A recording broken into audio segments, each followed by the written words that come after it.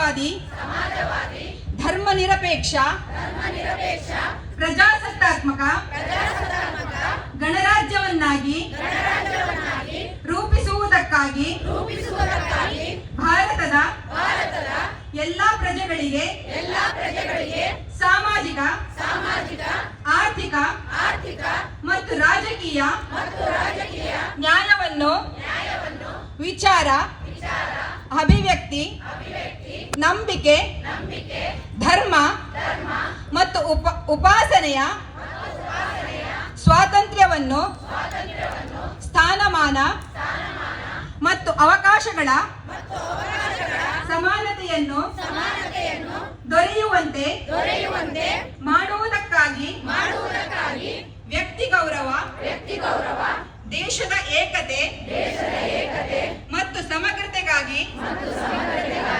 ಎಲ್ಲರಲ್ಲಿ ಭ್ರಾತೃತ್ವ ಭಾವನೆಯನ್ನು ಮೂಡಿಸುವುದಕ್ಕೆ ದೃಢ ಸಂಕಲ್ಪ ಮಾಡಿ ನಮ್ಮ ಸಂವಿಧಾನ ಸಭೆಯಲ್ಲಿ 1949ನೇ ಇಸವಿಯ ನವೆಂಬರ್ ತಿಂಗಳ 26ನೇ ದಿನದಂದು ಈ ಸಂವಿಧಾನವನ್ನು ನಮಗೆ ನಾವೇ ಅರ್ಪಿಸಿಕೊಂಡು ಅಂಗೀಕರಿಸಿ ಶಾಸನವಾಗಿ ವಿಧಿಸಿಕೊಂಡಿದ್ದೇವೆ. ಧನ್ಯವಾದ. ಕಂದವರು ಯಾರು ಕ್ಯಾಂಪೇನ್ ಇಂದ ಇವತ್ತು ಮನೆ ತಹಸೀಲ್ದಾರ್ ಮೂಲಕ ಸರ್ಕಾರಕ್ಕೆ ಒತ್ತಾಯಿಸುವಂತ ಹಕ್ಕೊತ್ತಾಯವನ್ನು ನಾನಿಲ್ಲಿ ಮಂಡಿಸ್ತೇನೆ. SITಯು ಸ್ವಾತಂತ್ರ್ಯದ ರಕ್ಷಣೆ ಮತ್ತು ಅದು ಪಾರದರ್ಶಕವಾಗಿ ಕಾರ್ಯನಿರ್ವಹಿಸುವುದನ್ನು ಖಾತ್ರಿಪಡಿಸಬೇಕು. ಈಚೆಗೆ SIT ಮುಂದೆ ದೂರು ದಾಖಲಿಸಲು ಬಂದ ಸಂತ್ರಸ್ತರು ತಮ್ಮ ಮೇಲೆ ಕೆಲವು SIT ಅಧಿಕಾರಿಗಳು ದುರ್ವರ್ತನೆ ತೋರಿದ್ದಾರೆಂದು ಆಪಾದಿಸಿರುವ ಹಿನ್ನೆಲೆಯಲ್ಲಿ ಅಂತಹ ಸಂದರ್ಭಗಳು ಬರದಂತೆ ಎಚ್ಚರ ವಹಿಸಬೇಕು. 2. SITಯ ರಚನೆಯ ಸರ್ಕಾರಿ ಆದೇಶದಂತೆ ಹಿಂದಿನ ಬಗೆಹರಿಯದ ಪ್ರಕರಣಗಳು ಮತ್ತು ಎಲ್ಲ ಅಸಹಜ ಸಾವುಗಳ ಸಮಗ್ರ ತನಿಖೆ, SIT ರಚನೆಯ ಕುರಿತ ಸರ್ಕಾರದ ಕಾರ್ಯಕಾರಿ ಆದೇಶದ ಅನ್ವಯ ಕಳೆದ ದಶಕದಲ್ಲಿ ವರದಿಯಾಗಿರುವ ಎಲ್ಲ ನಾಪತ್ತೆ, ಹತ್ಯೆ ಅಥವಾ ಅತ್ಯಾಚಾರ ಪ್ರಕರಣಗಳನ್ನು ಬಗೆಹರಿಯದ ಪ್ರಕರಣಗಳನ್ನು SITಯು ಸಮಗ್ರವಾಗಿ ತನಿಖೆಗೆ ಒಳಪಡಿಸಬೇಕು. 3. ದೂರುದಾರರು ಮತ್ತು ಸಾಕ್ಷಿಗಳ ಸುರಕ್ಷತೆ ಮತ್ತು ಗೌಪ್ಯತೆ.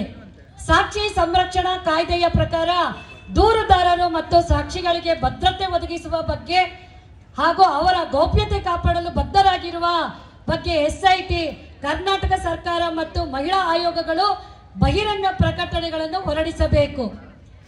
4. ಲೋಪವೆಸಗಿರುವ ಅಧಿಕಾರಿಗಳ ಮೇಲೆ ಕ್ರಮ ಜರುಗಿಸಿ. ಕರ್ನಾಟಕ ಉಚ್ಚ ನ್ಯಾಯಾಲಯದ ಸೆಪ್ಟೆಂಬರ್ 13, 2024 ತೀರ್ಪು ಮತ್ತು CBI ನ್ಯಾಯಾಲಯದ ತೀರ್ಪಿನ ಅನ್ವಯ ಸೌಜನ್ಯ ಪ್ರಕರಣದಲ್ಲಿ ಸಂಬಂಧಪಟ್ಟ ಅಧಿಕಾರಿಗಳು ಮತ್ತು ತನಿಖೆ ನಡೆಸಿದವರು ತಮ್ಮ ಕರ್ತವ್ಯ ನಿಭಾಯಿಸುವಲ್ಲಿ ಗಂಭೀರವಾದ ಲೋಪ ಎಸಗಿರುವುದನ್ನು ಅಪರಾಧವೆಂದು ಪರಿಗಣಿಸಿ ರಾಜ್ಯ ಸರ್ಕಾರವು ಅವರ ವಿರುದ್ಧ ಕೂಡಲೇ ಕ್ರಮ ಜರುಗಿಸಬೇಕು. ಕಾನೂನಿನ ಪ್ರಕಾರ ನಡೆದುಕೊಳ್ಳದೆ ಹೋದರೆ ಶಿಕ್ಷೆ ನೀಡಬೇಕೆಂದು ಹೇಳುವ IPC ಸೆಕ್ಷನ್ 166A ಸೇರಿದಂತೆ ಕಠಿಣ ಕಾನೂನಿನ ಕ್ರಮವನ್ನು ಖಾತ್ರಿಪಡಿಸಬೇಕು. 5. ಲಿಂಗತ್ವ ನ್ಯಾಯ ಮತ್ತು ಹೊಣೆಗಾರಿಕೆಯನ್ನು ಖಾತ್ರಿಪಡಿಸುವ ಸ್ವತಂತ್ರ ಬೆಂಬಲ ಗುಂಪನ್ನು ಸ್ಥಾಪಿಸಿ. ಲಿಂಗತ್ವ ನ್ಯಾಯ ಮತ್ತು ಹೊಣೆಗಾರಿಕೆಯನ್ನು ಖಾತ್ರಿಪಡಿಸುವ ಸಲುವಾಗಿ SITಯನ್ನು ಬೆಂಬಲಿಸಲು ಸ್ವತಂತ್ರ ಬೆಂಬಲ ಗುಂಪನ್ನು ಸ್ಥಾಪಿಸಬೇಕು. ಅದರಲ್ಲಿ ಮಹಿಳಾ ಹಕ್ಕುಗಳ ಪರಿಣಿತರನ್ನು ಒಳಗೊಳ್ಳಬೇಕು. 6. ಎಲ್ಲ ಸಾರ್ವಜನಿಕ ಸ್ಥಳಗಳಲ್ಲಿ ಮಹಿಳೆಯರ ಸುರಕ್ಷತೆಗಾಗಿ ಸೂಕ್ತ ಮತ್ತು ಕಠಿಣವಾದ ಭದ್ರತಾ ಕ್ರಮಗಳನ್ನು ಜಾರಿಗೊಳಿಸಬೇಕು. ಸಾರ್ವಜನಿಕ ಮತ್ತು ಧಾರ್ಮಿಕ ಸ್ಥಳಗಳಲ್ಲಿ CCTV ಕಣ್ಗಾವಲು, ಮಹಿಳಾ ಸಹಾಯ ಡೆಸ್ಕ್ಗಳಂತಹ ಸೂಕ್ತ ಮತ್ತು ಕಠಿಣವಾದ ಭದ್ರತಾ ವಿದ್ಯುಕ್ತ ಕ್ರಮಗಳನ್ನು ಜಾರಿಗೊಳಿಸಿ ಮಹಿಳೆಯರಿಗೆ ಭದ್ರತೆ ಒದಗಿಸಬೇಕು ಹಾಗೂ ವ್ಯಾಪಕವಾಗಿ ಜಾಗೃತಿ ಮೂಡಿಸಬೇಕು. ಹಕ್ಕೊತ್ತಾಯ 7. ಎಲ್ಲ ಧರ್ಮಗಳ ಧಾರ್ಮಿಕ ಸಂಸ್ಥೆಗಳಲ್ಲಿ ಆಂತರಿಕ ದೂರು ಸಮಿತಿ ರಚಿಸಿ. ಎಲ್ಲ ಧರ್ಮಗಳ ಧಾರ್ಮಿಕ ಸಂಸ್ಥೆಗಳು ಲೈಂಗಿಕ ಕಿರುಕುಳ ಪ್ರಕರಣಗಳನ್ನು ತಡೆಗಟ್ಟಲು ಮಹಿಳೆಯರ ಮೇಲಿನ ಲೈಂಗಿಕ ಕಿರುಕುಳ ತಡೆ ಕಾಯ್ದೆಯಡಿ ಕಿರುಕುಳಗಳ ಸ್ವತಂತ್ರ ಸಮಿತಿ ಸ್ಥಾಪಿಸುವುದನ್ನು ಕಡ್ಡಾಯ ಮಾಡಬೇಕು. ಹಕ್ಕೊತ್ತಾಯ 8 ತಾಲೂಕು ಮಟ್ಟದಲ್ಲಿ ಲೈಂಗಿಕ ಹಿಂಸೆ ತಡೆಗೆ ಸ್ಥಳೀಯ ಸಮಿತಿ ರಚನೆಯಾಗಿ ಸಕ್ರಿಯಗೊಳಿಸಬೇಕು. 9 ಉಗ್ರಪ್ಪ ಸಮಿತಿಯ ವರದಿಯ ಅನುಷ್ಠಾನವನ್ನು ಚುರುಕುಗೊಳಿಸುವ ಮತ್ತು ವರ್ಮಾ ಸಮಿತಿಯ ವರದಿಯ ಅನುಷ್ಠಾನಕ್ಕೂ ಮುಂದಾಗುವ ದೀರ್ಘಾವಧಿ ಪ್ರಯತ್ನವಾಗಿ ಉಗ್ರಪ್ಪ ಸಮಿತಿ ಮತ್ತು ನ್ಯಾಯಮೂರ್ತಿ ವರ್ಮಾ ಸಮಿತಿ ವರದಿಗಳನ್ನು ಪರಿಣಿತರ ತಂಡವು ಮರುಪರಿಶೀಲಿಸಿ ಶಿಫಾರಸುಗಳನ್ನು ಪರಿಷ್ಕರಿಸಬೇಕು ಮತ್ತು ವ್ಯಾಪಕ ಪ್ರಚಾರ ನೀಡಿ ನಿಗದಿತ ಅವಧಿಯೊಳಗೆ ಜಾರಿಗೊಳಿಸಬೇಕು.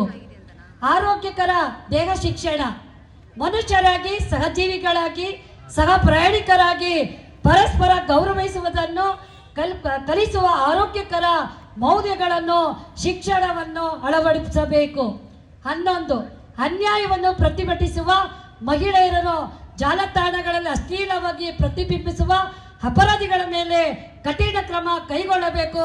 ಇದಕ್ಕೆ ಸಂಬಂಧಿಸಿದ ಕಾಯ್ದೆಗಳು ಸಮರ್ಥವಾಗಿ ತಿದ್ದುಪಡಿಯಾಗಬೇಕು ಅಂತೇಳಿ 11 ಹಕ್ಕೊತ್ತಾಯ ಪತ್ರಗಳನ್ನು ನಾವು ಇವತ್ತು ತಹಸೀಲ್ದಾರ್ ಮುಖಾಂತರ ಸರ್ಕಾರಕ್ಕೆ ಸಲ್ಲಿಸೋರಿದ್ದೀವಿ. ಹಕ್ಕೊತ್ತಾಯವನ್ನು ಓದಲಿಕ್ಕೆ ಅವಕಾಶ ಮಾಡಿಕೊಟ್ಟಂತ ಎಲ್ಲರಿಗೂ ಧನ್ಯವಾದಗಳು. ನಮಸ್ಕಾರ.